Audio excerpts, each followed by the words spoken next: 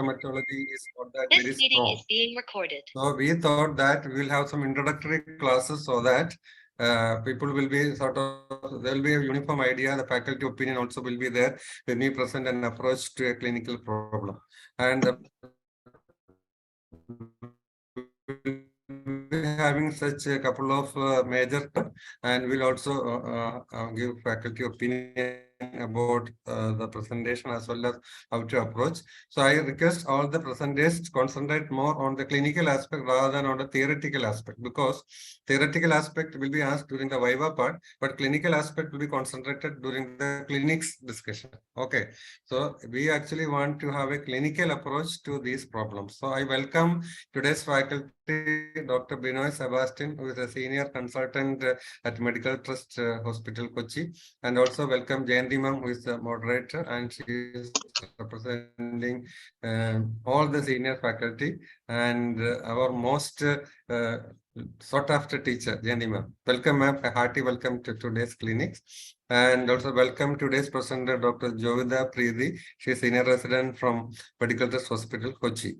And over to Jovida, please start presentation. And Dr. Binoy, do you want to say anything? Dr. Binoy, no, sir. first, Good evening, and ma'am. then Dr. Jovida. Good evening. Good evening, doctor. Good evening. Okay, ma'am. Yes, sir, we'll start. Okay, Dr. Jovida, please start. Okay. And I request all the others, other than the presenter, please switch off your video so that we'll have maximum bandwidth during the presentation. And the faculty can always keep the video on if they want. And others, please keep the audio and video in the off position. Okay, over to Dr. Jovid. Good evening, teachers. Today I'll present about the approach to chronic diarrhea.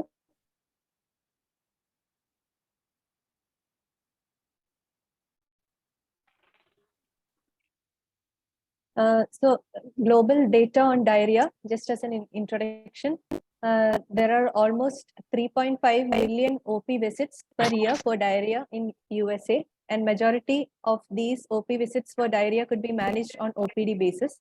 And more than 180,000 of hospital admissions happen per year, and almost 3,000 deaths per year. In 1 year, the morbidity of chronic diarrhea is almost 6.6% of this population. And in developing countries, the major burden is acute infectious diarrhea, mostly happening in children, increases the morbidity and mortality.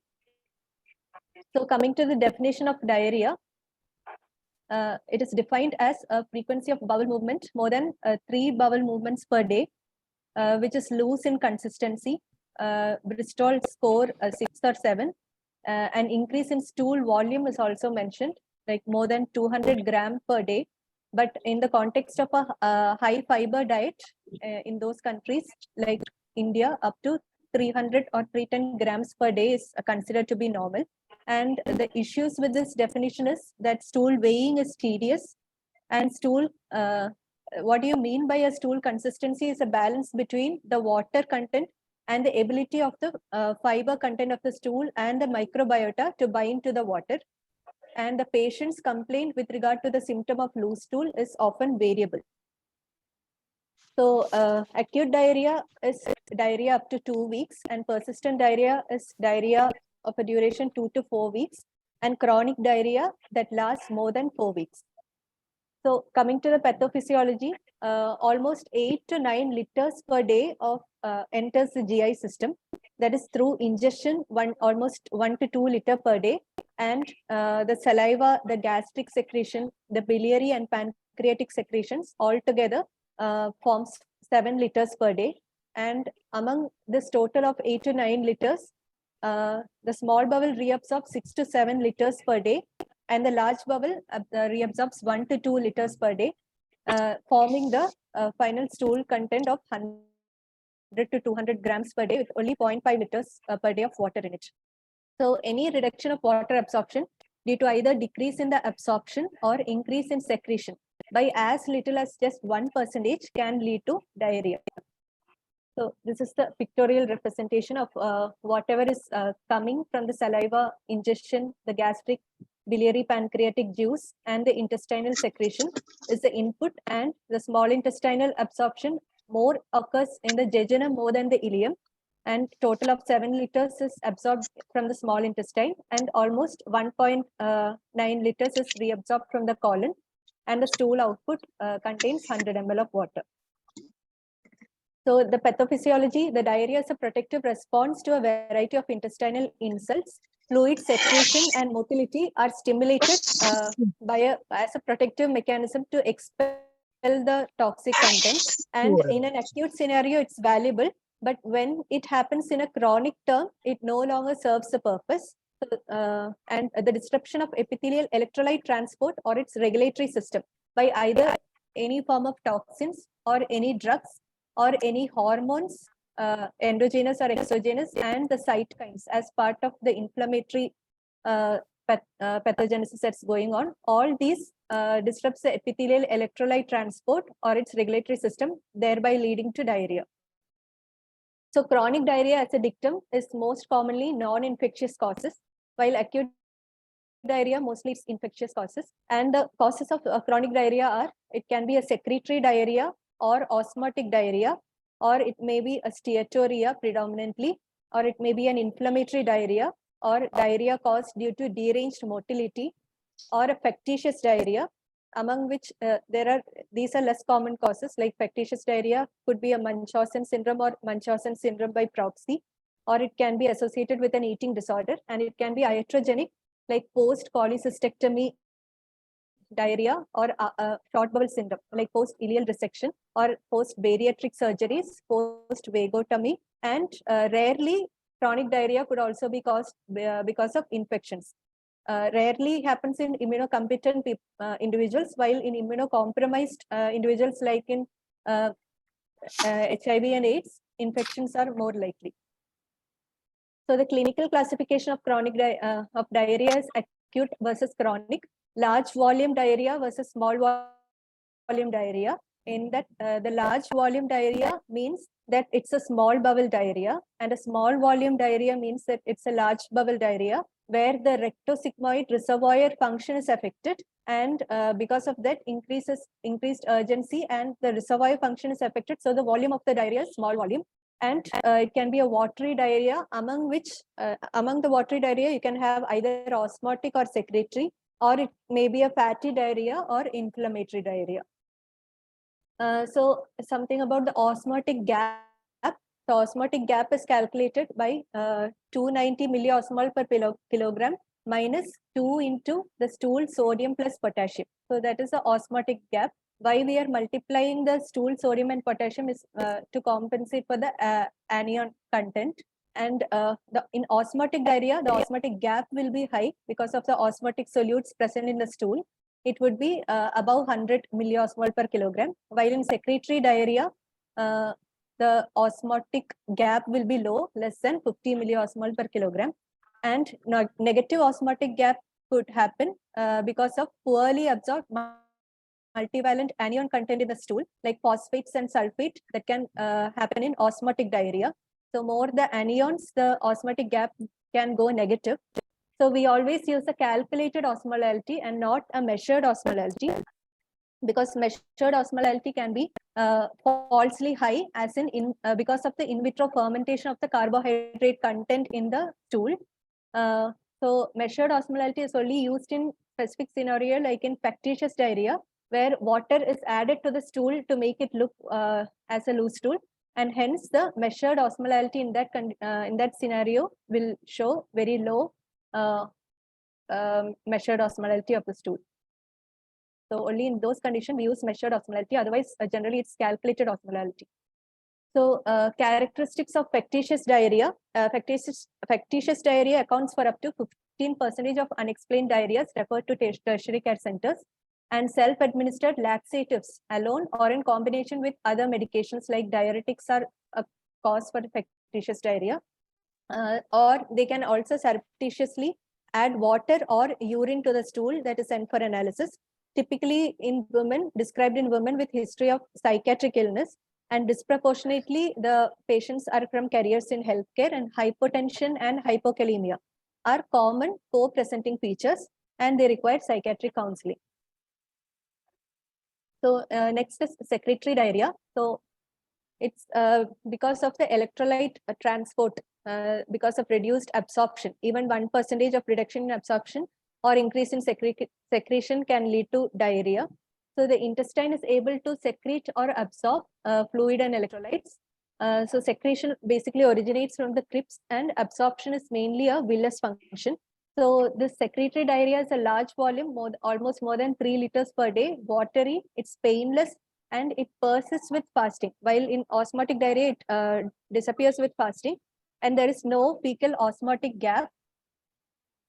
It happens because of reduced electrolyte absorption rather than increased secretion. And intracellular cyclic AMP and GMP are a cornerstone in initiating intestinal secretion. Hello? Hello? Sir, am I audible? We are Yes, yes. listening. We just ask you to interrupt for a while. Okay. Do you know why in most of the hospitals stool osmolality is not checked when they have a person with chronic diarrhea? Because the method of testing is called freezing point depression. You have passingly mentioned that the bacteria will act upon the stool and it will increase the number of molecules by bacterial degradation and increase the osmolality. So to avoid that, you have to collect the stools, the diarrheic stools, and put it in fridge, even below 0. Then only the bacterial fermentation can be stopped. That facility, and then after that it has to be centrifuged very fast, and then the osmolality will have to be detected. So such facilities may not be there in most of the hospitals, and that is why they don't look at the osmolality of the stool directly. And in secretory diarrhea, you told there is no osmotic gap. Why there is no osmotic gap?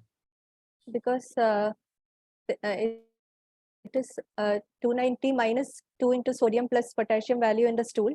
So in secretory My question diarrhea, is not exactly sodium potassium. My question is why there is no osmotic gap? Because the sodium and potassium content in the stool would be high. No, the answer is simply No maximum osmotic. what the patient can secrete is the maximum sodium and potassium and chloride and bicarbonate present in the blood. Okay. Blood. Okay. That's happening. Okay, sir. So that is the maximum the person can secrete into the lumen. 100% of what is there in the blood. Okay. So in a secreted diarrhea, it almost resembles, it won't be exactly the same because invariably there will have to be other molecules in the stools. So it won't be exactly the same. There will be a gap, and that gap will be less than 50. That's it. Okay. Okay. I hope it is clear. Yes, sir. Okay. Okay. Continue, please. Okay. So the mechanism of secretory diarrhea, so there can be there are different causes. So among different causes, it can be a neurotransmitter induced or hormone or bacterial enterotoxins or even cathartic induced. So all these would stimulate the receptors on the enterochromaffin cells, and it stimulates the second messenger, cyclic AMP, GMP, calcium ion, and then stimulate chloride, water, and bicarbonate secretion by the enterocytes. So the causes are exogenous, could be divided into exogenous causes and endogenous causes.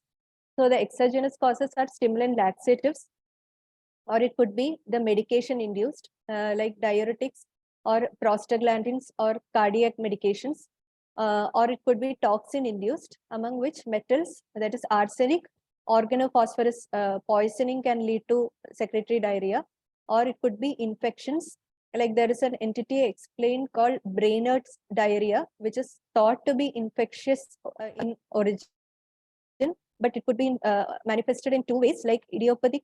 It's an idiopathic secretory diarrhea. It could be epidemic or sporadic. So epidemic idiopathic secretory diarrhea is called Brainerd's diarrhea, and sporadic idiopathic secretory diarrhea could also happen, and both of them are self-limited. But it's rare entity. It could go on for years, but still it could be self-limited. And chronic ethanol ingestion, like could lead to enterocyte injury, and that can lead to secretory diarrhea. So these are the exogenous causes, and endogenous causes, again, the rare, that is congenital chloridoria, because of the electrolyte channels in the enterocyte can have genetic causes like congenital chloridorrhea or congenital sodium diarrhea, or it could be endogenous bacterial enterotoxins or hormone producing tumors or colorectal villus adenoma. So they can also have peptide secreting tumors like carcinoid syndrome, which produces metanephrine and 5-hydroxy-indole acetic acid, which is a tryptophan metabolite.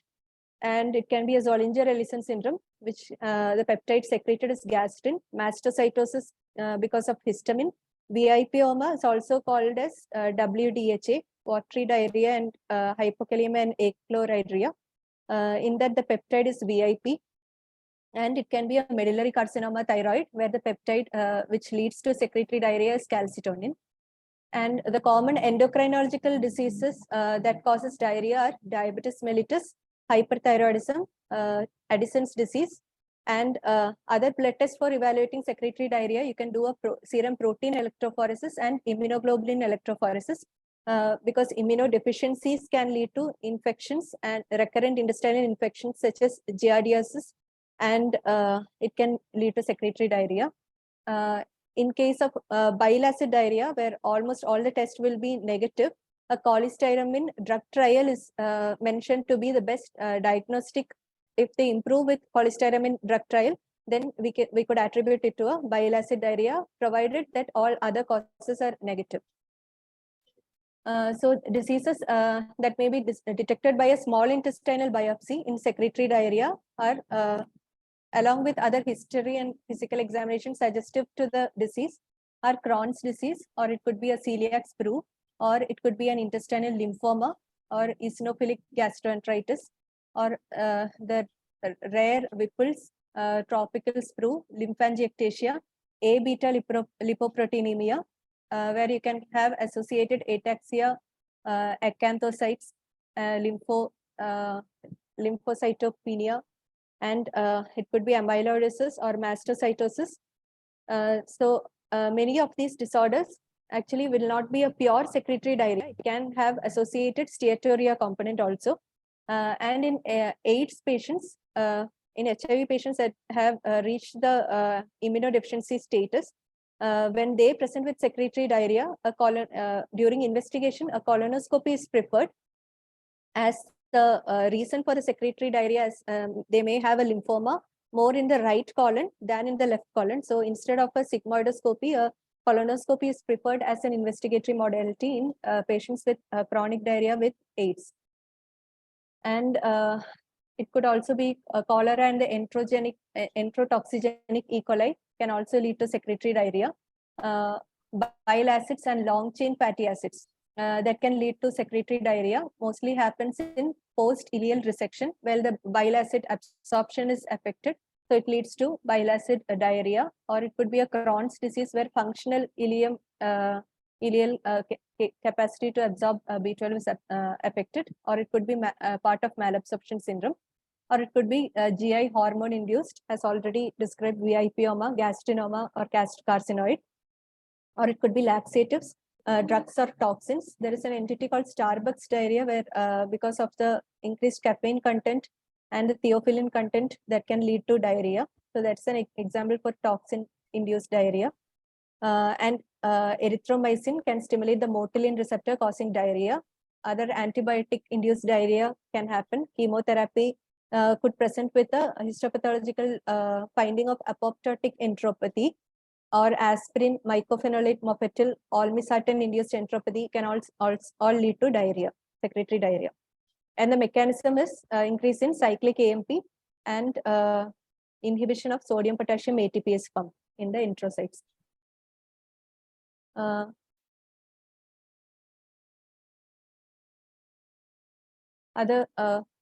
not able to see the top part of the slide. Intestinal ischemia. Intestinal ischemia and cocaine use. Diffuse mesenteric atherosclerosis. Okay. Okay, that is another cause for a secretory diarrhea. Okay, intestinal Diarrhea. ischemia. Go to the second group. Are you able to see the slide? Yes, sir. That the top part alone I'm not able to see. Okay, you can actually reduce the Loss of size of your zoom. Then it may be possible. Okay. loss of intestinal surface area because of bowel resection. So in bowel resection, they can have a short bowel syndrome. In that they have explained 3 types of bowel resection, where a minimal ileal resection or a ileal resection with a partial colonic resection, or total ileal with a total colectomy and a jejunostomy.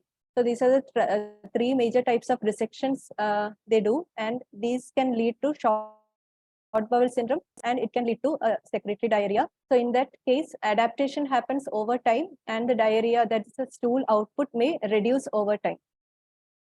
So the remaining bowel will take over the function of reabsorption, and that is known as adaptation. And gastrocolic and enterocolic fistulas can lead to diarrhea. Then mucosal disease like celiac, IBD, microscopic colitis, or enteroenteric fistula can lead to diarrhea. Partial bowel obstruction, like blocking of lymphatics that affects absorption, and because of electrolyte secretion, a partial bowel obstruction can lead to secretory diarrhea. It can happen in CA colon or lymphoma or villus adenoma of rectum, or can also happen in case of fecal impaction, where an overflow diarrhea happens, or an ostomy, the fluid hypersecretion happens when there is a proximal stricture, or in carcinoid, where you do a peptide blood test. So in that, it's described that unless you highly have a suspicion towards a hormone secreting or a peptide secreting tumor, do not unnecessarily do the test. So mostly it can become a false positive and can lead to diagnostic dilemma. So check only if there is specific leading clues towards a diagnosis, where history and examination becomes important. And selective IgA deficiency can have giardiasis. Common variable immunodeficiency can mimic a celiac disease. So when there is an abnormal enteric nervous system, a rapid transit leads to intestinal hurry in case of post-vagotomy, or it can also happen in diabetic autonomic neuropathy, in hyperthyroid state, where there is both secretory and a malabsorption associated osmotic. So most of the diarrhea may not be a single cause, like it may not be an isolated secretory or isolated osmotic. It can have multiple mixed pathogenesis towards that leads to diarrhea. I may just interrupt. Yes, It took us, so you are mentioning hyperthyroidism produce secretory plus malabsorption plus osmotic. I think you are including it for the entire group. Otherwise, people will get confused, no? Sir? Because after the hyperthyroid, you have put secretory plus malabsorption minus osmotic. So the group may have the feeling that hyperthyroidism may have all these phenomena. Okay. Is it for the entire group? For the entire put group. it as a broad explanation. Entire group. Okay. Not for hyperthyroidism. And a slow transit due to any causes can lead to a small intestinal bacterial overgrowth, and it can lead to secretory diarrhea because of the bacterial toxins, or because it can also have an associated fatty diarrhea because bile salt deconjugation happens. So the primary bile acids become deconjugated bile acids. So the fat reabsorption is affected in small intestinal bacterial overgrowth. So that component can lead to a fatty diarrhea, and that is diagnosed by a glucose hydrogen or lactulose breath test. And more better diagnostic method is a quantitative culture of the small bowel aspirate. And colonic pseudo obstruction because of autonomic and enteric nervous system dysfunction, active potassium secretion into colon can lead to secretory diarrhea. And microscopic colitis, the two categories, lymphocytic and collagenous colitis, where the colonoscopy finding would be normal, but they would be diagnosed in histopathology, and that can present with a chronic watery diarrhea. Mostly happens in middle-aged females who are on NSAIDs, statins, proton pump inhibitors, SSRIs, and they respond to bismuth, loperamide, that's symptomatic management, and budesonide also has shown to have response in microscopic colitis. Then in Crohn's ileitis, where there is a resection of less than 100 centimeter of terminal ileum, the dihydroxy bile acids, it is not, bile acids are not reabsorbed in the terminal ileum because of the resection or functional malfunctioning of the terminal ileum.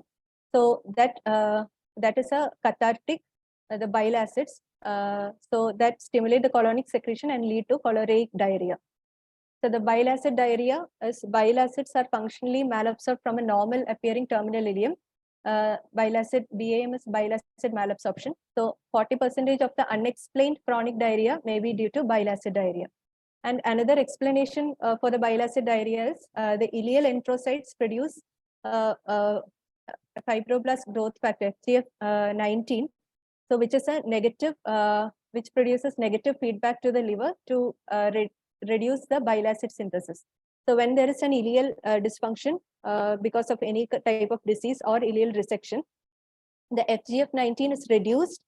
So the feedback to the liver is reduced, negative feedback is reduced. So increased bile acid synthesis from the liver, which exceeds the ileal absorptive capacity. So more synthesis and reduced absorption of the bile acid leads to bile acid diarrhea. So in the small, so next comes to coming to the osmotic diarrhea. So the mechanism in the small intestine, ingestion of non-absorbable solutes leads to fluid entry into the small bowel. Intraluminal solutions become isoosmotic with that of the plasma because of the fluid entry, and intraluminal sodium concentration drop below 80 milliosmol, and steep fall of the luminal osmotic gradient to plasma gradient happens, and that is the osmotic diarrhea mechanism. And it ceases with fasting when the osmotic substance is reduced or discontinuation of the causative agent. So in a large bowel, the carbohydrates are metabolized by bacteria to form short chain fatty acids, so that increases osmolality, and the other non-metabolizable substrates may be absorbed by the colon, and there is a linear relation between the ingested osmotic load and the stool water output. So the short chain fatty acids, they are the organic anions. They promote more fluid in the colon, and there is obligate retention of, when there are organic anions in the lumen, there are obligate retention of the inorganic cations, further increasing the osmotic load, and more fluid secretion happens in the colon. So that is a mechanism of osmotic diarrhea. And coming to the causes of osmotic diarrhea, it can again be exogenous causes or endogenous causes. Exogenous causes are osmotic laxatives with poorly absorbable ions, like it can be magnesium, phosphate, sulfate, or polyethylene glycol, which are osmotically active polymers, and lactulose, which is a synthetic disaccharide that cannot be hydrolyzed by human lactases, disaccharides, or it could be mannitol. So all these are examples for osmotic laxatives, which is an exogenous cause for osmotic diarrhea. Or it may be antacids that contains magnesium, can lead to diarrhea. Or some food or candies may contain the disaccharide content, which can lead to osmotic diarrhea. Or it could be drugs like colchicine can cause osmotic diarrhea, or cholestyramine, or antibiotics like clindamycin, ampicillin, cephalosporins, antacids containing magnesium, antihypertensive agents like propranolol, alpha-methyl-dopa, hydrolazine, anti-metabolites, cardiovascular agents like digitalis, alcohol, nutritional supplements, or any diuretics. All these are implicated as the drug-induced cause for osmotic diarrhea. And endogenous causes for osmotic diarrhea could be divided into congenital and acquired. And the congenital causes are specific malabsorptive disorder like disaccharidase deficiency, like lactase. Lactases are downregulated in 70% of adult mammals. So that congenital deficiency can lead to osmotic diarrhea, or it could be a generalized malabsorptive disease like A-beta lipoproteinemia, or pancreatic insufficiency like cystic fibrosis. Or it could be acquired causes like specific malabsorptive diseases or generalized malabsorptive diseases, gluten intolerance, or fermentable oligosaccharide, disaccharide, monosaccharide, and polyol intolerance, or non-celiac gluten intolerance, or it could be pancreatic insufficiency, or celiac disease can have an acquired lactase deficiency associated with it, which can lead to osmotic diarrhea, and infections can lead to small intestinal bacterial overgrowth that can again cause osmotic diarrhea because of malabsorption. And in osmotic diarrhea, a stool analysis is indicated. The pH monitoring of the stool is, if you do it and you have a low pH of the stool, then that indicates carbohydrate malabsorption. If you have a carbohydrate malabsorption, then go ahead and do a dietary review. So what are the diet that the patient is taking, and a breath hydrogen test is indicated, lactose or glucose breath hydrogen test, or to rule out a small intestinal bacterial overgrowth causing an osmotic diarrhea, or a lactase assays could be done to find out lactose intolerance. Or in stool where there is a high magnesium output, it could be an inadvertent ingestion of a laxative or magnesium containing antacid intake. So magnesium can be measured directly in stool by spectrophotometry, and excretion of more than 30 milliequivalent of magnesium daily in the stool, or in the liquid stool when the magnesium excretion is more than 90 milliequivalent per liter, it strongly suggests a magnesium-induced diarrhea. Then you have to go back and find for the cause for magnesium excretion. Ingestion of poorly absorbed carbohydrate, fecal pH less than can lead to fecal pH which is less than 6. And acarbose can also lead to carbohydrate malabsorption, which is a diabetic drug that can lead to osmotic diarrhea. Then anti-obesity drug orlistat can also lead to peripheral lipase inhibitor can also lead to osmotic diarrhea with a steatorrhea component. And intraluminal maldigestion. So this is steatorrhea. It can be because of intraluminal. So there are two things, that is maldigestion and malabsorption. So the cause are intraluminal maldigestion, where there is the digestion is not happening. So the triglyceride content will be high. So that will lead to diarrhea, which will be a small volume diarrhea. While in malabsorption, the digestion is happening. So the triglycerides are degraded into fatty acids, and fatty acids stimulate are cathartic in colon. So that will lead to a large volume diarrhea.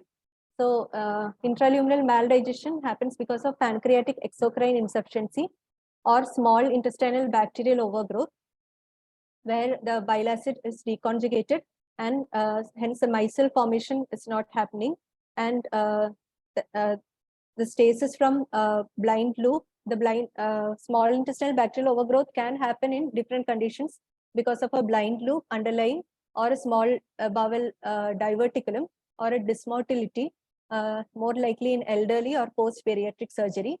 Intraluminal maldigestion can also happen in advanced primary biliary cirrhosis due to reduced intraluminal bile, or in chronic cholestatic jaundice. Mucosal malabsorption, the causes are celiac sprue. So the digestion is happening, but there is a mucosal disease, hence the digested particles are not reabsorbed. Hence that happens in celiac sprue, Whipple's, or Mycobacterium avium complex infection in AIDS, or giardiasis, or A-beta lipoproteinemia can lead to malabsorption. And A-beta lipoproteinemia, there is a defect in chylomicron formation, and it's associated with ataxia, retinitis pigmentosa, and acanthocytes. Or ischemia can lead to mucosal malabsorption. A drug-induced entropathy can happen, where the drugs implicated are 5-ASA, non-selective beta blockers, antiretrovirals, misoprostol, theophylline, olmesartan entropathy, mycophenolate mofetil. In post-renal transplant scenario, you can see it. Colchicine, cholestyramine, and neomycin. And amyloidosis can lead to mucosal malabsorption. Chronic mesenteric ischemia can lead to mucosal malabsorption, where you can find an associated cytophobia, that is fear of having food because of the associated postprandial pain, which may have an associated loss of weight. And post-mucosal obstruction can happen because of primary lymphatic obstruction or secondary lymphatic obstruction. So secondary lymphatic obstruction can happen in associated trauma, tumor, cardiac dysfunction, or any infection, which can have fat malabsorption and as well as protein-losing enteropathy. Protein-losing enteropathy can manifest with edema and lymphocytopenia, normal carbohydrate and with a normal carbohydrate and amino acid absorption. So this is what I already told. Maldigestion is it's not digested.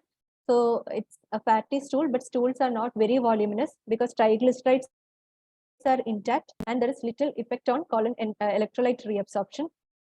So it's an undiluted high amount of fat in the stool, while malabsorption, free fatty acids go to the colon because it's digested but not absorbed, and it has a cathartic effect, so leading to a large volume diarrhea. So the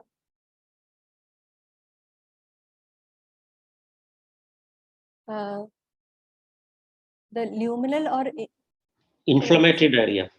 Inflammatory diarrhea. Okay, the causes for inflammatory diarrhea or the mechanism, the pathogenesis are like luminal or invading organisms can lead to like any invasive bacteria like Yersiniosis or tuberculosis or chronic protozoal infection or helminth infection, or this is one part, or it could be a immunological mechanism that is going on, or a complement activation, the T lymphocyte immune mediated, T lymphocyte mediated, or any oxidant stress. All these can lead to minimal or severe inflammation, and it can lead to enterocyte damage or death and leading to malabsorption, increased secretion, and because of the associated mucosal ulcerations can have increased WBC and blood in the stools, leading to an inflammatory diarrhea. So the diagnostic considerations we should include are inflammatory bowel disease or immune-related mucosal disease like primary or secondary immunodeficiencies, which can have chronic infections that can lead to an inflammatory diarrhea, or food allergy, eosinophilic gastroenteritis, the graft versus host disease affecting the bowel mucosa, or a Behçet's disease can all lead to an inflammatory diarrhea. A diverticulitis or the complication of celiac like ulcerative jejunoileitis can also present with an inflammatory diarrhea, or infections and Clostridium difficile colitis with a pseudomembranous enterocolitis can also have this picture, or an ischemic colitis or radiation enteritis, or neoplasm like CA colon carcinoma or lymphoma with ulceration of mucosa can have inflammatory diarrhea. So the pathogens most likely to cause chronic inflammatory diarrhea are Clostridioides difficile, cytomegalovirus, herpes simplex virus, or Entamoeba histolytica, strongyloidosis, or invasive bacterial infection like Yersinia, Mycobacterium tuberculosis can all have inflammatory diarrhea. Brainerd's diarrhea are also thought to have subtle inflammation. It manifests with subtle inflammation of the distal small intestine and proximal colon. Mostly it's a watery diarrhea, can also present with the inflammatory diarrhea. So this is quickly about the Clostridium difficile infection. So when there is a Clostridium difficile infection risk factor, it can also be community acquired. So stool is tested for GDH antigen and toxin A and B. If GDH is positive and toxin is positive, then testing is consistent. If GDH is positive and toxin is negative, or GDH is negative and toxin is positive, it's indeterminate result. So do a PCR. If PCR is positive, it's considered to be definite for Clostridium difficile, and if it is negative, it's not consistent with C. diff. And if GDH and toxin is negative, it's not consistent with C. diff. So the guidelines for C. difficile infection, it can be non-severe or a severe or a fulminant. So non-severe is, the definition is WBC count less than 15,000 and creatinine less than 1.5 times the baseline. Then the treatment could be treating for 10 days vancomycin and or fidaxomicin 200 milligram BD. Metronidazole is also an option for non-severe C. diff.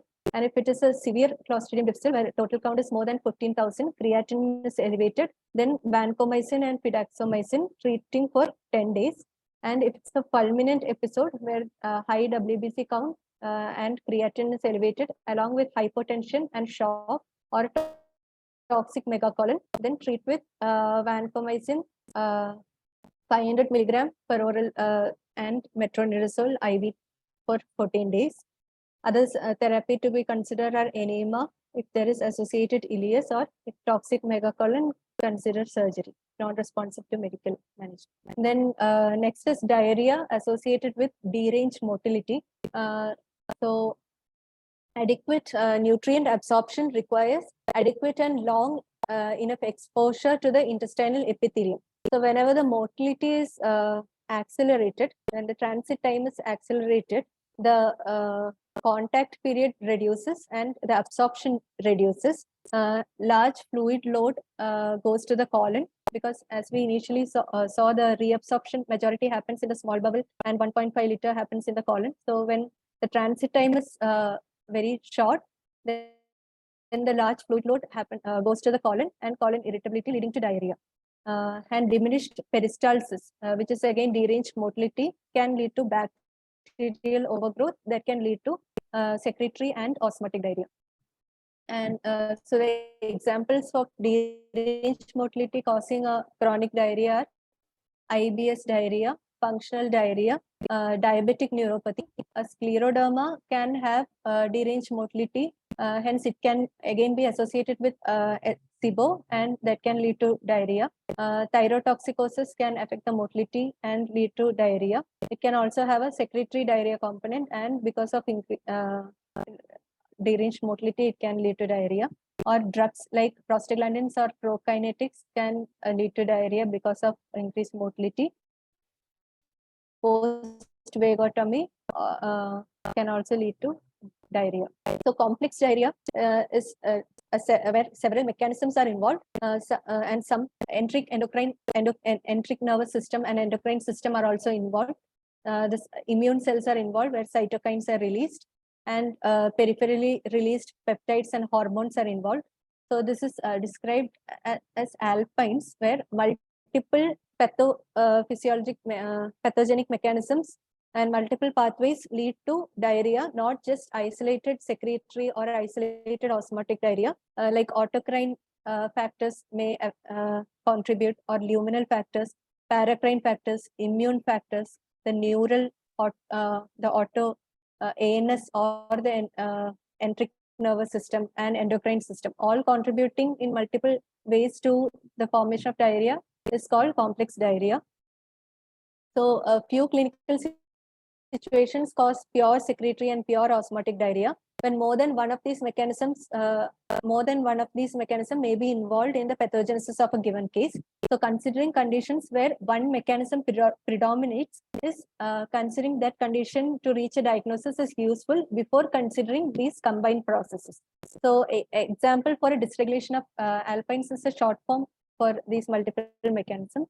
Are cholera, like often cited as a paradigm for a pure secretory diarrhea. Like a cholera toxin will go stimulate the epithelial cell, leading to increased cyclic AMP and leading to increased apical chloride channel, leading to diarrhea. So this is a classic secretory diarrhea. But more than that, cholera toxin also stimulates the endocrine cells, the neural elements, causes changes in intestinal motility and alters mucosal permeability. So all these mechanisms are also actually involved in the diarrhea caused because of the cholera toxin. Or other examples for dysregulation of alpines are IBD, IBS, malabsorption syndromes, post-functional diarrhea, diarrhea due to food allergy. In all these, actually there are multiple mechanisms leading to diarrhea. So in chronic diarrhea, it could be watery diarrhea or inflammatory or fatty diarrhea as clinical classification. So pus and RBC in the stool First, WBC and RBC is indicating an inflammatory diarrhea. And when the stool fat is more than 7 gram or 9% of intake per day, or more than 14 gram per day, strongly favors fat malabsorption. Stool fat qualitatively can be found by Sudan tree staining, or it could be a quantitative fat measurement to estimate the stool fat. And watery could be either secretory or osmotic diarrhea. Fatty could be defective due to defective absorption of fat and other nutrients in the small intestinal malabsorption. And inflammatory diarrhea is because of inflammatory or neoplastic causes. And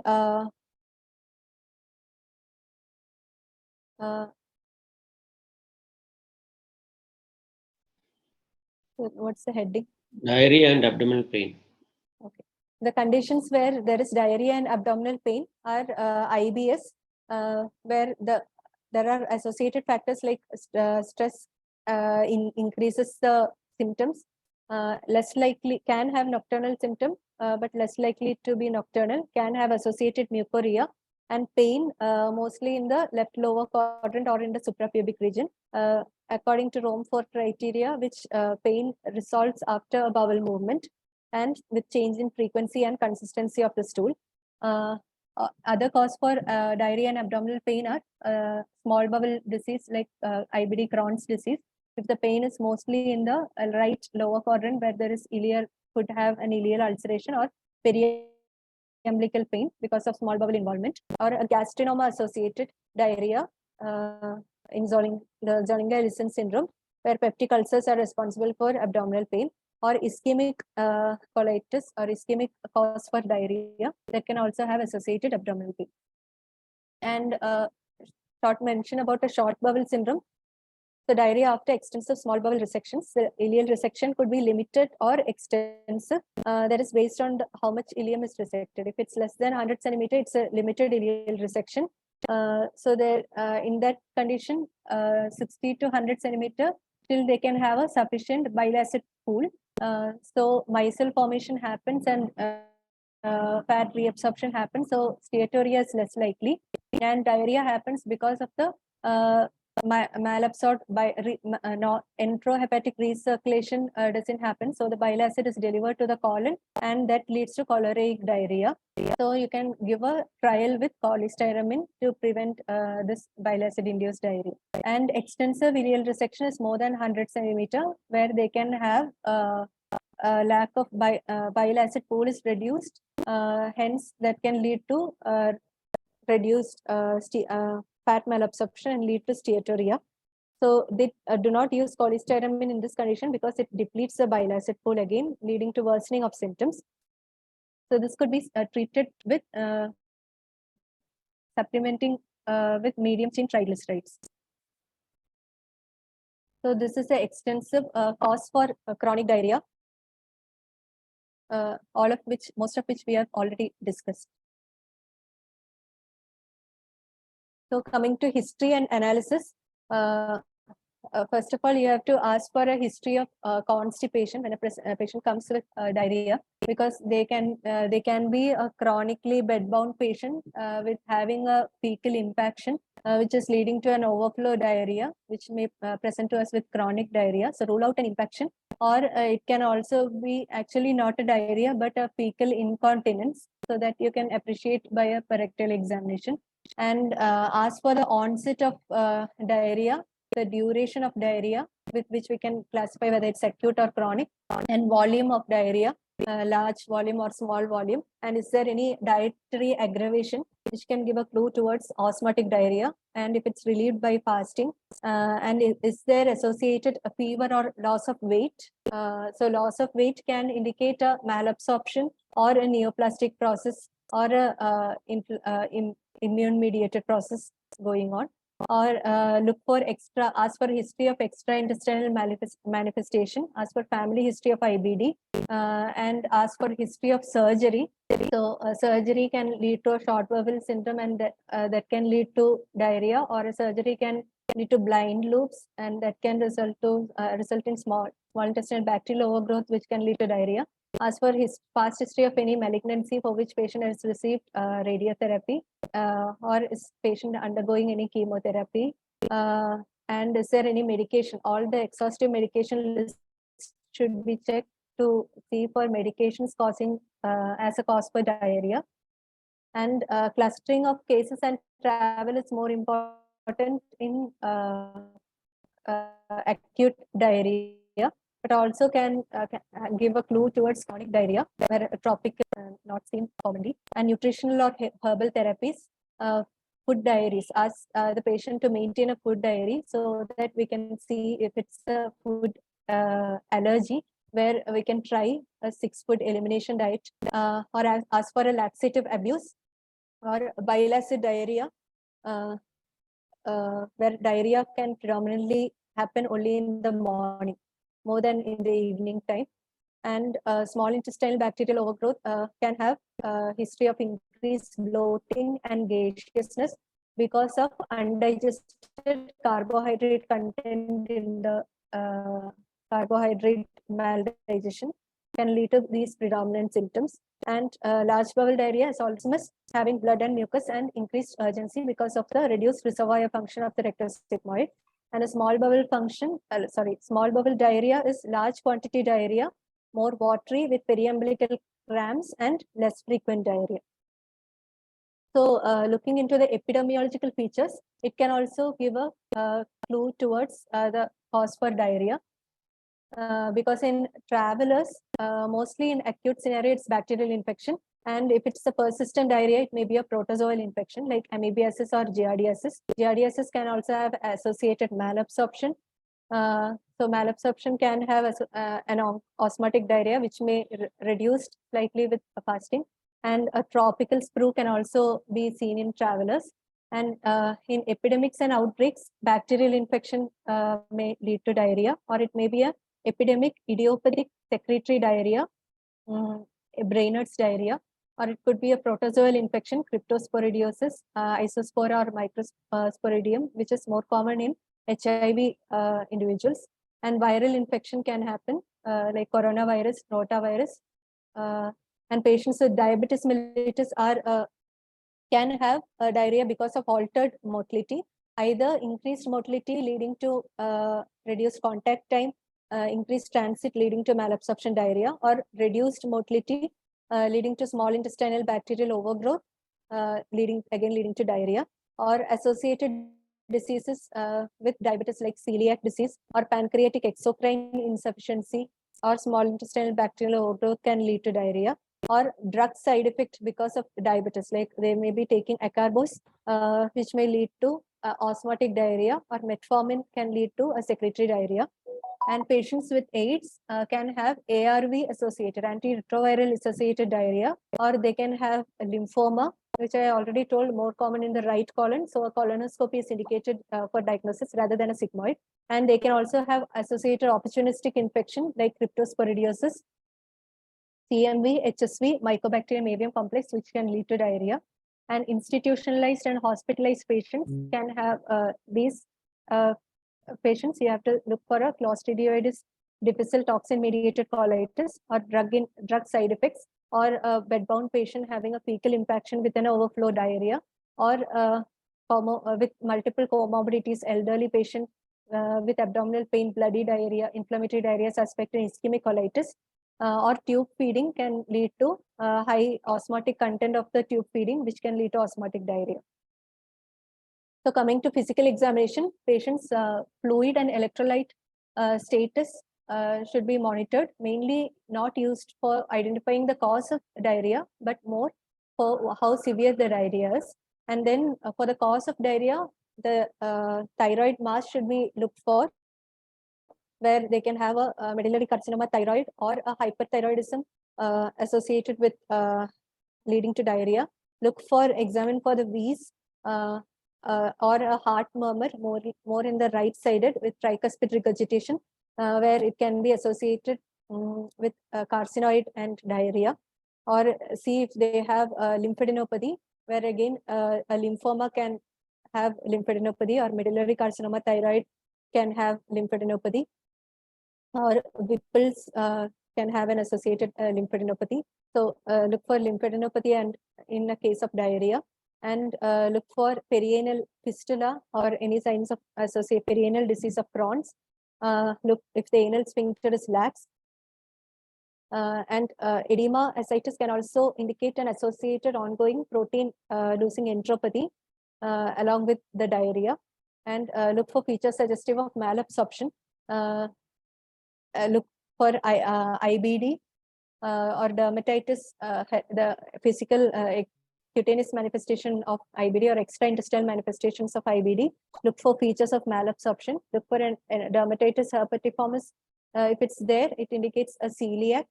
And look for erythema nodosum or any flushing. If there is cutaneous flushing and increased pruritus and dermographism, then that indicates a histamine-producing mastocytosis. But these are rare causes for diarrhea. Look for oral ulcers in IBD, and look for any abdominal mass, and if there features of autonomic neuropathy, like an orthostatic hypotension may indicate the severity of diarrhea, where a lot of fluid is lost and patient can have dehydration-induced orthostatic hypotension, or it may indicate a underlying autonomic neuropathy, which can, as it can cause a diabetic autonomic neuropathy-induced diarrhea. So these are the physical findings and the implication. Like orthostatic and hypotension indicates dehydration or a neuropathy. Muscle wasting or edema indicates the ongoing malnutrition associated with chronic diarrhea. If there is dermatographism or urticaria pigmentosa indicates a mast cell disease, mastocytosis. If there is pinch, purpura or macroglossia, look for it. If it's there, it can be amyloidosis. If there is hyperpigmentation, it can happen in Whipple's or Addison's disease, or it can also happen in B12 deficiency, which is associated in Crohn's or ileal resection. And migratory necrotizing erythema can indicate a glucagonoma. Flushing can be seen in carcinoid. Then dermatitis herpetiformis can be seen in celiac disease. Thyroid nodule or lymphadenopathy in medullary carcinoma thyroid. Tremor or lid lag or increased pulse rate can all indicate a hyperthyroidism leading to diarrhea. Oculomasticatory myarrhythmia can indicate Whipple's. Right-sided heart murmur, wheezing, carcinoid. Hepatomegaly can happen in endocrine tumor or amyloidosis. Abdominal bruit can happen in chronic mesenteric ischemia. So look for bruit in examination. And IBD can have IBD or Whipple's or Yersiniosis can have an associated arthritis. HIV, lymphoma or cancer can have lymphadenopathy. Fecal incontinence in PR can show anal sphincter weakness. So all these are physical findings to be seen in chronic diarrhea. So just in IBD can have a associated reactive arthritis or erythema nodosum. Pyoderma gangrenosum in eye can have uveitis, iritis, episcleritis, or oral ulcers. They can have with pruritus, scratch marks, can indicate an associated primary sclerosing cholangitis, can have associated polylithiasis, pancreatitis with abdominal pain, or hypercoagulability can also be there. So in coming to investigations, look for baseline blood investigation, look for anemia, albumin, indicating malabsorption or chronic malabsorption because of diarrhea. In stool routine, look for either in fat content, that is steatorrhea or inflammatory diarrhea.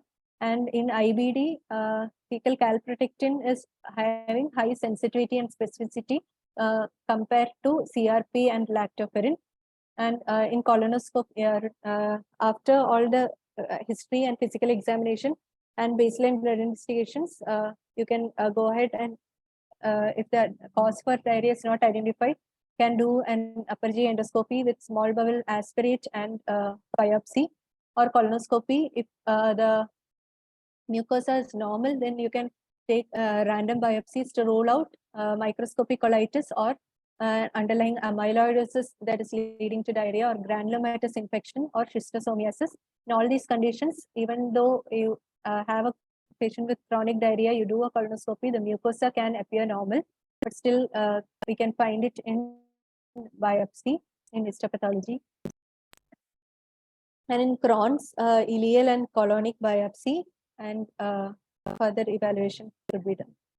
And the empirical therapy is used in patients with chronic diarrhea in 3 situations. So with all these exhaustive causes for chronic diarrhea, try to get a diagnosis, cause for chronic diarrhea, as diarrhea is only a symptom of some underlying disease.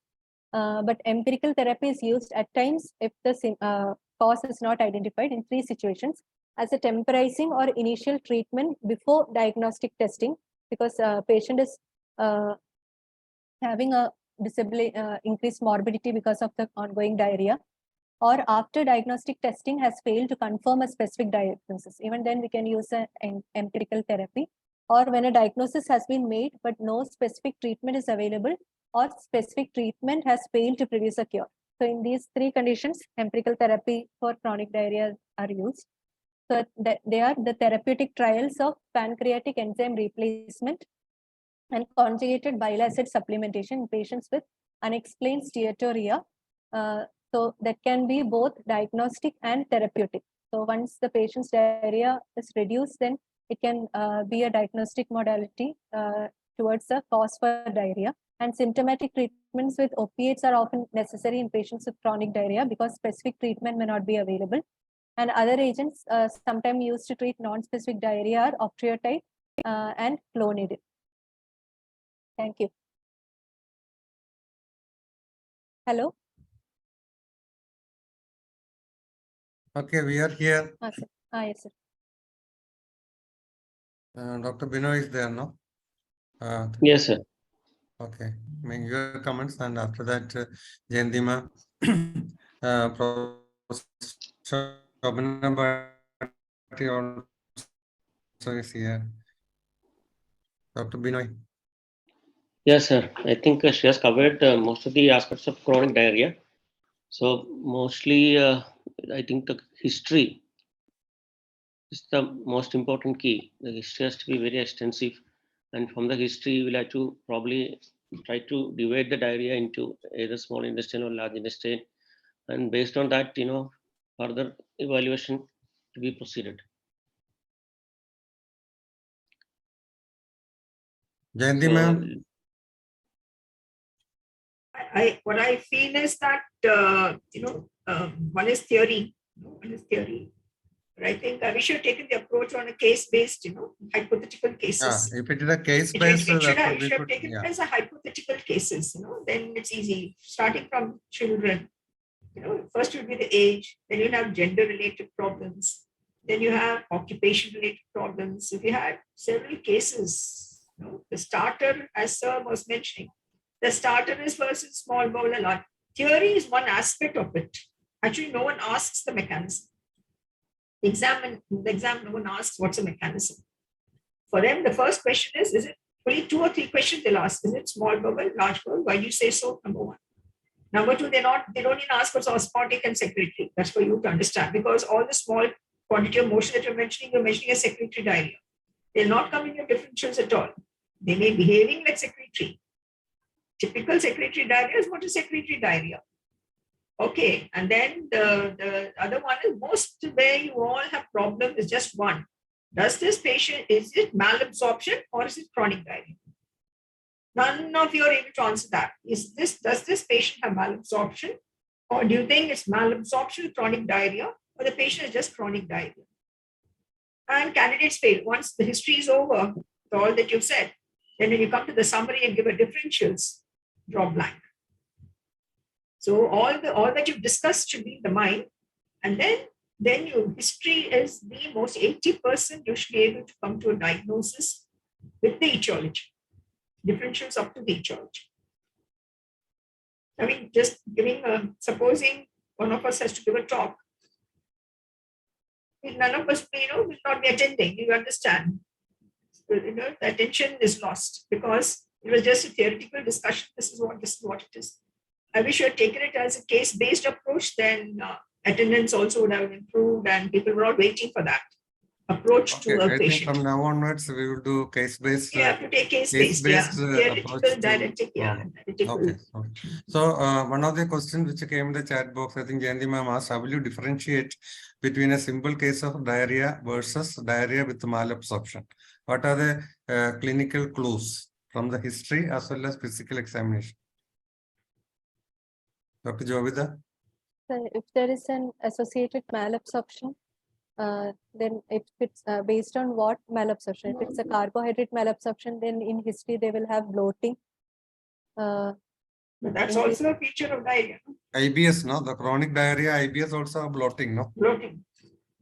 Upper GI symptoms also have bloating. The cardinal symptom, if somebody has malabsorption, obviously there will be weight loss. So you have to look for nutritional, somewhat the nutrition will be affected. Like for example, weight loss, anemia, features of vitamin deficiencies. Okay, edema showing that there could be hypoalbuminemia. It may be due to reduced absorption or it could be due to protein loss also in a chronic diarrhea. Okay, so look for features of nutritional deficiency. Okay, in the form of hypoproteinemia, loss of fat, all those things, plus specific vitamin deficiency. Plus, if there is a classic history of steatorrhea like mild digestion, etc., you can always say that.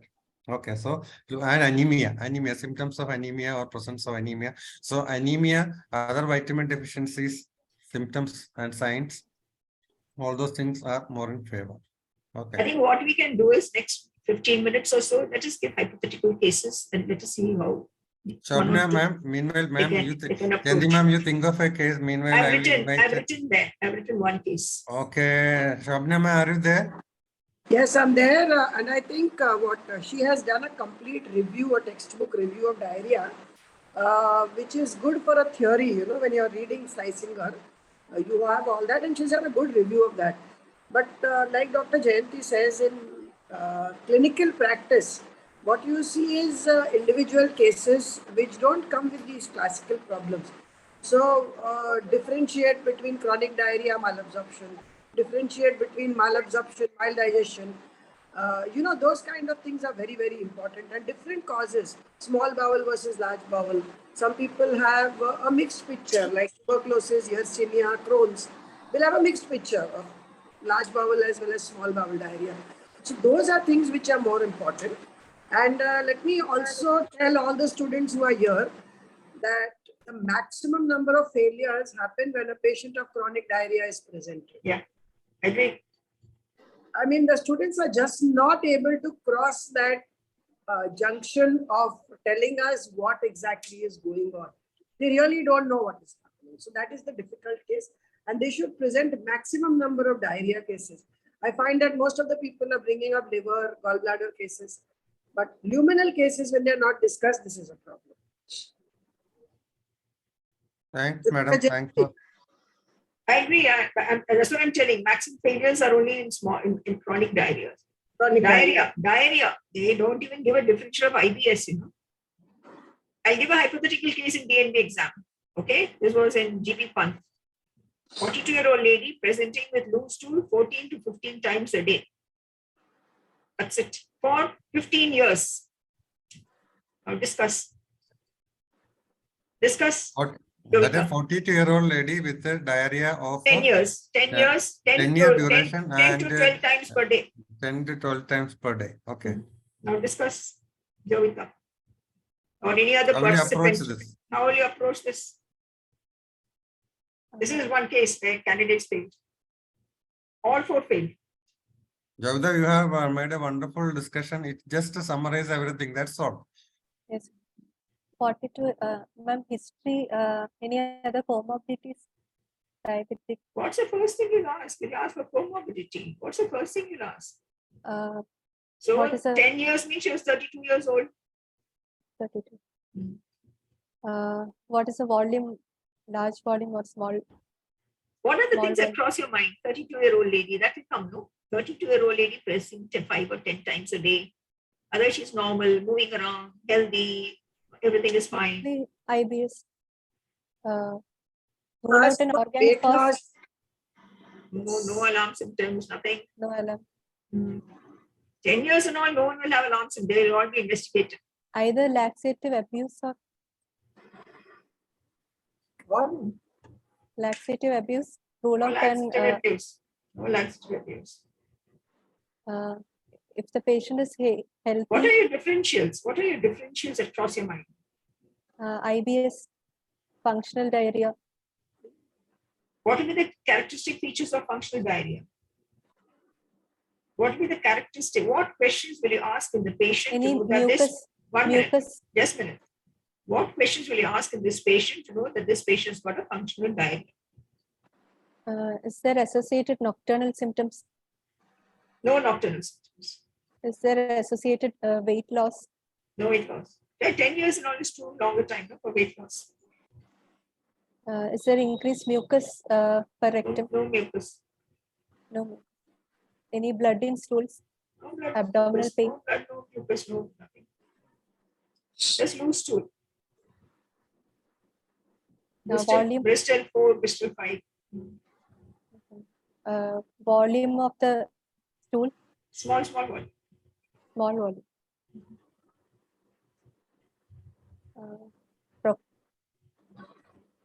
What are the possibilities? Most likely. What questions will you ask if a patient has IBS? Come on, tell me that. What are the questions that you'll ask to know that this patient is likely to have an IBS? What are there any stressors? Stresses and all of us are under stress. Even examiners are under stress. Examiners are more under stress. We have more IBS than the candidate. They are going visiting the restroom more often than you people. Any abdominal pain that is relieved No pain, after no pain, no pain, no pain.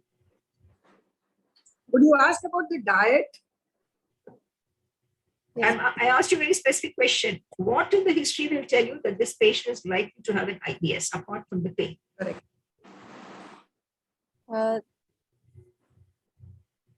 She's an IT professional. What are the questions in the outpatient clinic? The patient comes 10 years and from age of 32, I'm having stool, I'm disturbed. So what questions will I ask directly to say, are you really disturbed or it's disturbed?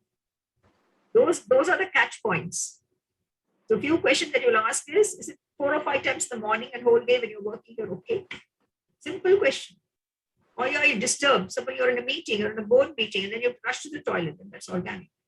How are you on a Sunday? I always ask a question. Weekends, how are you? I'm fine. I have no problem. These are the questions that will give you an immediate clue. Then we tell them, see how you are on a Sunday and how you are on a working day. That you cannot say, do you have stress? All of us are under stress. What else will you ask? What are the other questions that you'll ask? What is the presentation of collagenous flu or collagenous colitis? What will be the presentation? They're close, maybe they're all close maybe because of IBS. What will be the presentation? The examiners are waiting only for this. What else will you ask? Postpartum. Can a person with postpartum have any problem? If you have not done a rectal examination, you have not done a pelvic examination, and the patient has actually got a perineal tear, they'll present just like this. Patient candidates have failed because they've not even bothered to consider this possibility. Simple history, postpartum, how are you? She may say after delivery. So then we go back, she's 32 years old. Did you have any problem after delivery? Was it a normal delivery? Was it cesarean? Are you on any medication? Are you on any drugs that you're taking for a long period of time? So the examiner is asking only for the approach. They're not waiting for the diagnosis. No one can make a diagnosis. Colonoscopy done 2-3 times, everything has been done. But it is for us to manage. You understood? I'm just giving a hypothetical. This was a case. This was one particular case in 2011. And I know how the candidates fared. You can give one more example, Shobna, one other example, so then the candidates, the students also will understand what type of cases we come across. Sure. Just a hypothetical case. You have the case. Diarrhea without abdominal pain. So I had this patient, I'll tell you, she came from Dubai, chronic diarrhea, 50-year-old. I'm absolutely worked up to the best of investigations that you could find in the textbook. 50-year-old, chronic diarrhea for about 2 years. And when she came to Bombay, her diarrhea stopped.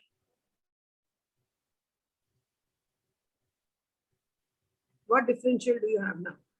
Should come back to India. Diet induced. So what diet induced? She said she didn't change her diet. Look at the type of cases. These are the kind of cases you see These in are the the OP. cases you get in OP, exactly. OP, exactly. And these are all the bedside cases, the 4 round, ward round cases. These are the cases. Yeah. The other stage, this lady, she had 5 years diarrhea. She came to India and stopped. Now, what are the possibilities? Now, your cyclic AMP, GMP, nothing works out.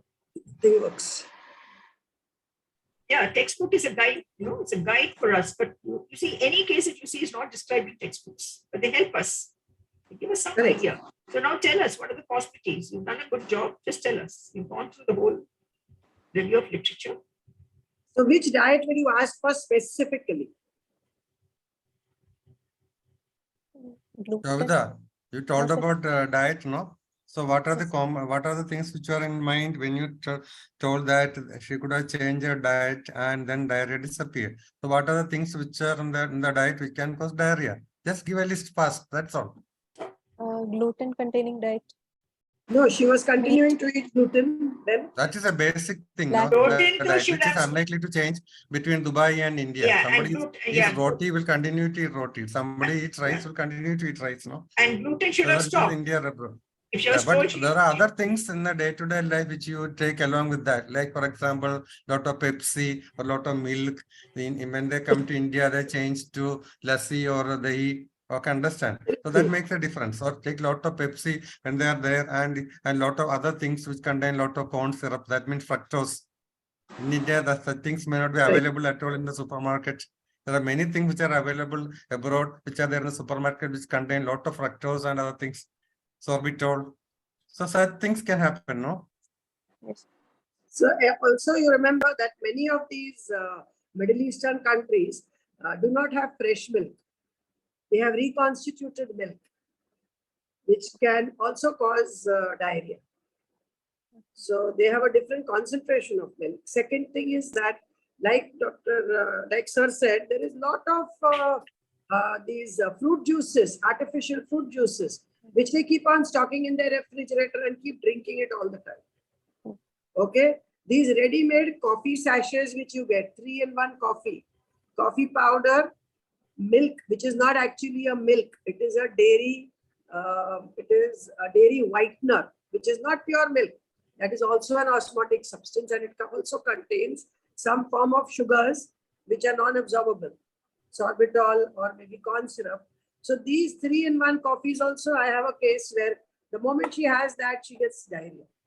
So these are things which you have to remember when a patient has not lost any weight.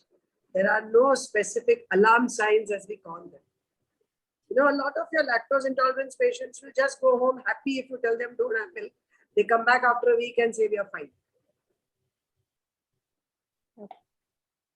Okay. So yes, review is important, but case-based, I think next time you can take a case-based thing, Jayanti, you can give.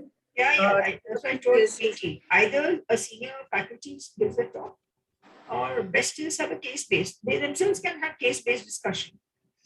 Yes. And maybe we can give them the cases, that how we approach these. Let them give a review. But before the review, while they're doing the case, you can give us. Then we can ask more questions. Then we can interact. Yes. What else can you do? What else will you do? What investigations will you do? I think that would be a better approach. No? Correct. And Dr. A.S. Puri, don't believe in inflammatory diarrhea. Inflammatory is what you see as lab or bloody diarrhea. It's only 3 types: watery, fatty, bloody. That's all. Because all three are morphological. And I agree with him. You cannot suddenly bring one inflammatory as a reactive protein response and the other 2 as morphological. So it all depends on the set of examiners that you have. But I like this definition of watery, fatty, and bloody. Then it's easy. Correct. Okay, that bloody will also include the inflammatory diarrhea. And it's safer to have that, to keep in your mind. What is given in textbooks you mentioned in the exam. But for you to discuss the case, there are only 3 types. It can be watery, fatty, or it can be bloody. So then your bloody will come there, and watery will come here, and the fatty will come in between. Watery can be inflammatory, it can be non-inflammatory, whatever it is. Or it can be osmotic, it can be. So I wish you had just written know what all questions would you ask in a patient diary. I think that's what we wanted. What are the questions? 10, 15 questions. Don't keep on saying no, no, no. From the history, it will come out. So you'll have to just say, I'll ask first the duration, onset. Always give a temporal relation. Say 10 years means in the year 2010, patient was okay. And then she started having you. So then what was the trigger then is what you have to ask. You have to ask really what happened. I always ask, how do you remember 2010? You'll get that answer. If you ask me what happened in 2010, I do not know anything. I only know I retired in 2011. What happened in 2010, I do not know. One important event is all that you remember if there is a remembrance. You take 20 years back, I may remember 3 or 4 occasions in a particular year. So always, what is it that you say 14 November 2020? I said, what is that 14th November that you're targeting? Then they will come out with the information. This is what happened. And that history. See, look at that history. That history is so, so important. Always keep going back, going back, going back. You will hit at the right nail, knowing what is the onset. Once the onset is there, then what's the duration? And then suppose you have recurrent episodes, then you describe one episode and say in between they were okay. So that's the way it is. And the next is pain. Pain, painless, painful, painless. Once you have watery this thing, the next is painful, painless. Once you've divided, then painless. Once you say painless, then the whole painful goes off. The entire differences of painful all get out of your list. You're left only with the painless diarrhea. In the painless diarrhea, then you with malabsorption, without malabsorption. That's all. So when you take it, actually what you should do is practice in the outpatient clinic.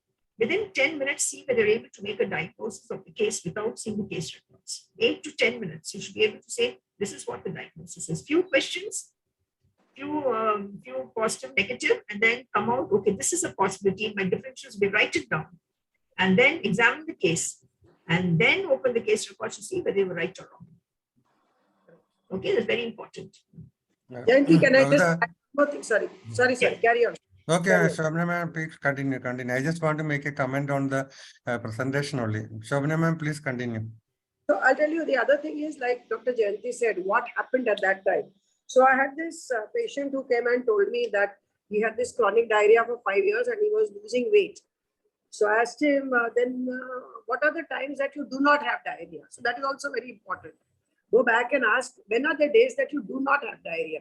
Like patients of IBS will not have diarrhea when they are on a holiday or when they are home on Sunday. But this patient suddenly came out and said, during Ramzan, I don't have diarrhea. I actually gain weight during Ramzan. I eat everything. I eat non-veg, I eat fried. But during the regular years, regular rest of the year, I have a lot of diarrhea. I lose a lot of weight. So then I had to go into the diet that he took. And a certain community within the Muslims will not have wheat during Ramzan. Even I learned it from this patient. Turned out to have celiac disease. So we got it because he gave this history and he himself gave it. But I had to probe him to ask, what are the times that you do not have diet? So these kind of things are important when you're taking a routine cases. This teaches us, of course. Maybe what you should do next week, we should have a case of diarrhea. Then it's easy. Okay. They can appropriate all that they've learned today and project it into that case. Let me see if I can get a case. Yeah, one of us can, or we can have 1 or 2 or 3, even 3 cases, 15 minutes. Just the approach, just the listening, how do you approach, what the investigations, how will you manage? Without no slides. Just this. We can do that. Like already, Shobana has given us 3 examples. I gave 1 example. So I think we can do that. Okay, Jovita, regarding your presentation on physical examination, whenever you present the physical examination, think as though a patient is in front of you. General examination of the GI tract, examination of the other system. If you have that order in your mind, when your presentation also, when you approach the patient also, you will have that order. Okay. So general examination, what all the things you expect in a patient with chronic diarrhea with malabsorption, etc. That should come first.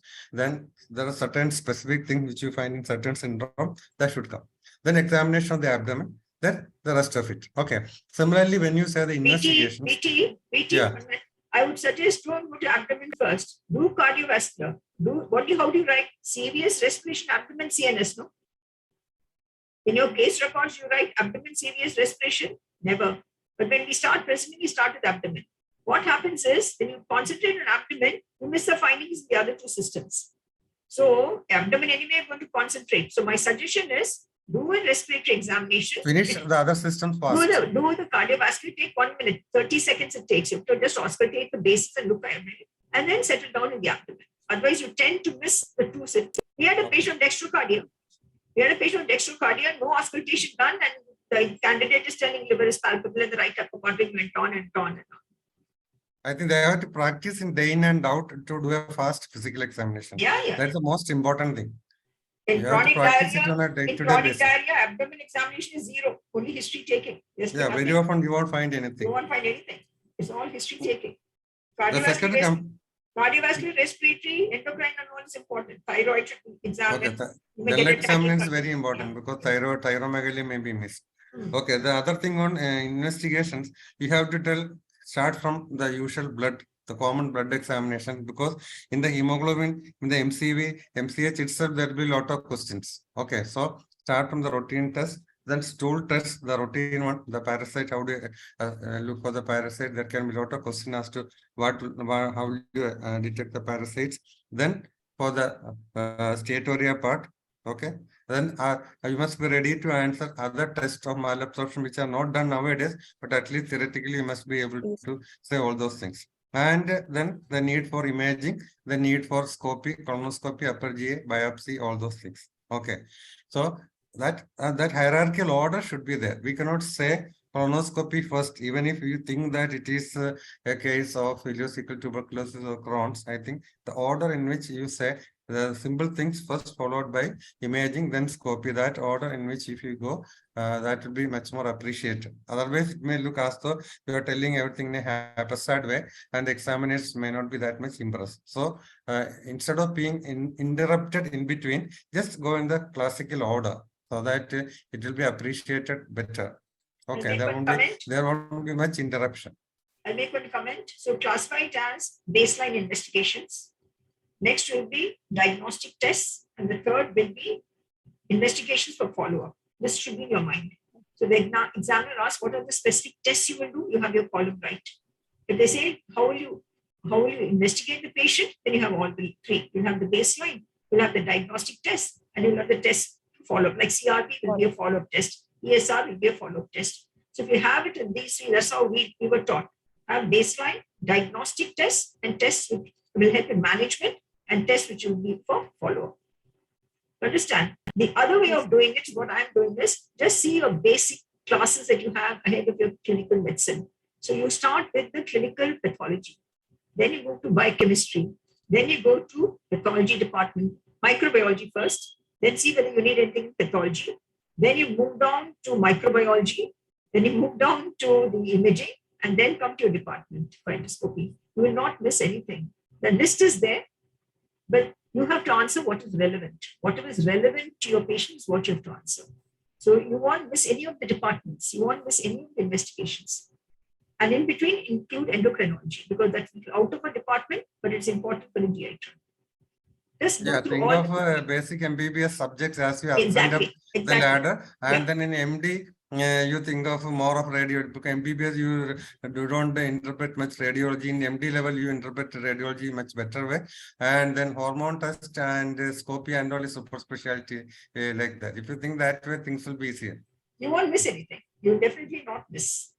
And once you start listing, it's 9:30, no? Yeah, once you start listing, your diagnosis will be approaching, and you say, oh God, this patient has got this, so probably that's my diagnosis. You understand? Yes. And always be prepared. All of you who are listening, most of you will be reaching tertiary reference centers with the diagnosis. So just see from there on, you take up the management and how you approach. So that's the other thing. Okay. Thank you, Vicky. Okay. So thank you, Dr. Jovita. You have done a great job. You have read a lot. I am sure whatever you have done today, it will remember with you for the rest of the life, because you have done an intense reading of the entire topic. And one presentation is sufficient. Yes, once you thoroughly prepare a topic, even I remember the GA blade which I prepared years ago when I was a DM student. I went to the library, Dots library, and sat through and throughout the night and read all those things. Even now I remember. I was given a topic of chronic intestinal pseudo obstruction, but even now I can rattle off the various causes because I read it so thoroughly during my DM training. So if you read anything so thoroughly for preparation, it will stick with you for the rest of the life. And even in the middle of the night, if you are called, you will not have any problem. You'll be able to answer. Okay. So that sort of confidence we want all of you to have. Okay. So that's real confidence. And Dr. Jerry, are you there? Yes, sir. Okay, for the formal vote of thanks, I invite Dr. Jerry, the PG coordinator from Kerala. Thank you, sir. On the behalf of the students, I would like to extend our sincere gratitude to our faculty for the day, Binoy sir from Medical Trust Hospital. I also thank other chairpersons and moderators of the session, Jan2 ma'am, Shabina Bhatia ma'am, and Wagi Somas sir for guiding us through this seminar. I also thank the presenter of the day, Dr. Jobida from Medical Trust, for her wonderful presentation. Also thank the academic partner for the day, ClearNet, for the support. Thank you. Thank you. Thank you. Thank you, And, sir. Shabna. Happy Christmas. thanks, Shabina ma'am, for joining Thank us. you. And Happy Christmas. Merry Christmas and Merry Happy New Christmas. Year. And happy We have a New- class. We'll We have one have another Thursday. class. Yeah, we'll have on a Thursday. Okay, we have a Oh, class. Thursday Okay. we'll have a piece of cake and we'll find them. Online, huh? Okay. On- We can have an online cake distribution. Yeah. Okay. Okay, bye-bye. Okay, Bye-bye. bye. Good night. Good night. Thank you. Good night. Thank you. Bye.